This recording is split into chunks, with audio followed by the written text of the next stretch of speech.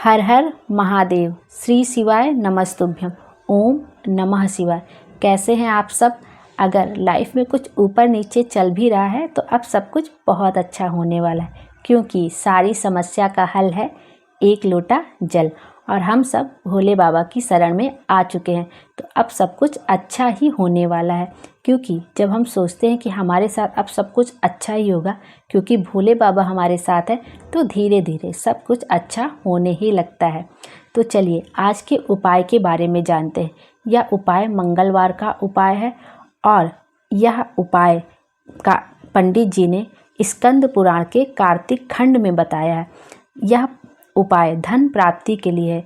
यदि आपके यहाँ लक्ष्मी टिक ही नहीं रही है, अनावश्यक खर्च बहुत अधिक है, पैसा तो आ रहा है लेकिन कहाँ खर्चा हो जा रहा है पता ही नहीं चल रहा है, तो एक बार इस उपाय को ज़रूर करके देखिए। तो इस उपाय को करने के लिए हमें किस किस सामग्री की आवश्यकता होती है उसको एक बार देख और समझ लेते हैं।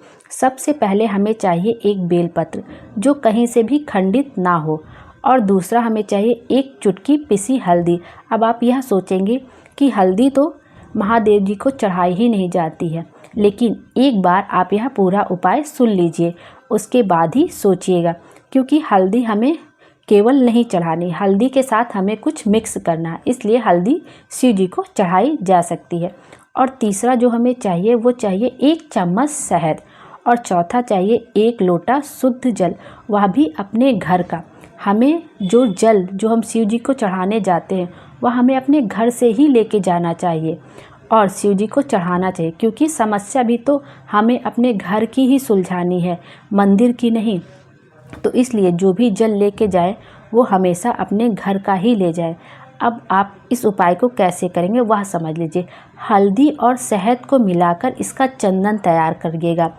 फिर उसके बाद बेल पत्र पर अनामिका उंगली से, ध्यान दीजिएगा, अनामिका उंगली से ऊपर वाली पत्ती पर, बेल पत्र में 3 पत्तियां होती, एक पत्ती जो ऊपर रहती है वो थोड़ी बड़ी रहती है, और 2 लेफ़्ट और राइट में जो पत्तियां होती है वो थोड़ी छोटी रहती है। तो जो बड़ी वाली पत्ती होगा उस पर श्री लिखना है। क्या लिखना है? श्री। श्री लिखिएगा, चाहे वह दिखाई दे ना दिखाई दे, आप भाव से उस पर श्री लिख दीजिएगा। और दोनों लेफ़्ट राइट पत्ती पर जो चिकना वाला स्थान होता है उस पर स्वास्तिक बना देना। क्या बनाना है? स्वास्तिक बना दीजिएगा, चाहे वो दिखे चाहे ना दिखे, आप अपने पूरे भाव से उस पर स्वास्तिक बना दीजिएगा। और जिस जगह से बेलपत्र जुड़ी है वहीं से उठाकर बेलपत्र को शिवलिंग के ऊपर नहीं, सॉरी, अशोक सुंदरी के स्थान पर चढ़ाना है। शिवलिंग के ऊपर नहीं, अशोक सुंदरी के स्थान पर चढ़ाना है। बड़ी वाली पत्ती महादेव की तरफ होगी। जब हम अशोक सुंदरी पर बेलपत्र चढ़ाएंगे तो जो बड़ी वाली पत्ती होगी वो महादेव की तरफ होगी, और 2 जो छोटी पत्तियाँ होंगी वो जलाधारी की तरफ होगी। जलाधारी मतलब जिधर से जल बह कर जाता है उधर दोनों छोटी पत्तियाँ होंगी, तरफ चढ़ा देना है। और जो महादेव के ऊपर आप 1 लोटा शुद्ध जल ले गए वो धीरे धीरे महादेव के ऊपर चढ़ाना है, शिवलिंग के ऊपर चढ़ाना है। आप श्री शिवाय नमस्तुभ्यम का जाप करते हुए भी शिवलिंग के ऊपर जल धीरे धीरे चढ़ा सकते हैं, या आप पंचाक्षर मंत्र, महामृत्युंजय मंत्र, नमः शिवाय, जो आपको अच्छा लगे आप वह बोलकर शिवलिंग के ऊपर धीरे धीरे जल अपनी कामना कहते हुए शिव जी के ऊपर चढ़ा दीजिए। और जलाधारी से बहते हुए जल को आप थोड़ा सा लोटे में झेल लीजिए। लोटे में भी नहीं झेलना है तो आप अपने दाहिने हाथ की हथेली में थोड़ा सा झेल लीजिए और उस जल का आचमन कर लीजिए, और अपने नेत्र, मस्तक और कंठ पर पूरी श्रद्धा के साथ लगा लीजिए। और थोड़ी देर मंदिर में बैठकर महादेव से अपनी मन की बात कह दीजिए और अपना नाम और गोत्र बोलकर अपनी उनको कामना बता दीजिए।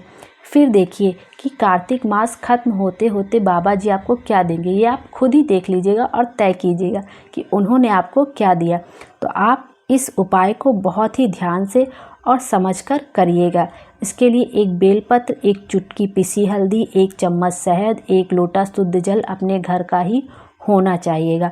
बड़ी वाली पत्ती पर आपको श्री लिखना है, और दोनों छोटी पत्तियां हैं चिकने वाले स्थान पर बस स्वास्तिक बना देना है। और बेल पत्र को जहाँ से तीनों पत्तियां जुड़ी रहती है उसी स्थान से उठाकर आपको अशोक सुंदरी वाली जगह पर रखना है। अशोक सुंदरी वाली जगह पर ही रखना है।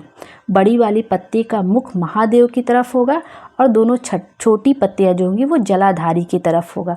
और उसके बाद आपको जल महादेव के ऊपर चढ़ा देना है श्री शिवाय नमस्तुभ्यम का जाप करते हुए, और अपने मन की बात भोले बाबा से बता के आ जाना है, क्योंकि सारी समस्या का हल है एक लोटा जल, और उनके द्वार तक जाना हमारा काम है और उनकी बिगड़ी बनाना और हमारी बिगड़ी बनाना उनका काम है। तो अगर मुझसे कोई गलती हो गई हो तो मुझे क्षमा कर दीजिएगा, और आप एक बार ये उपाय ज़रूर से करके देखिएगा, क्योंकि अभी तक आपने बहुत सारे उपाय किए होंगे, लेकिन पंडित जी बताते हैं कि कार्तिक मास में किया गया उपाय कोई भी जल्दी व्यर्थ नहीं जाता है, सबकी मनोकामना ज़रूर पूरी होती है। क्योंकि कार्तिक का जो महीना होता है वो बहुत पावन होता है। डेली हमारे के यहाँ तुलसी घी के नीचे घी का दिया लगता है। तो कार्तिक मास का जो महीना होता है वो बहुत ही पावन होता है, और आप इस उपाय को प्रदोष के दिन भी कर सकते हैं। आपको यह इतना ही फल देगा। और यह ध्यान रखिएगा कि यह उपाय मेनली धन प्राप्ति के लिए है। आगे अनावश्यक खर्चा बहुत है, तो आप इस उपाय को ज़रूर करके देखिए, आपको रिजल्ट बहुत जल्दी और बहुत अच्छा मिलेगा। तो अगर मुझसे कोई गलती हो गई तो मुझे क्षमा करिएगा, और आप इस उपाय को ज़रूर करके देखिएगा। हर हर महादेव। श्री शिवाय नमस्तुभ्यम। ओम नमः शिवाय।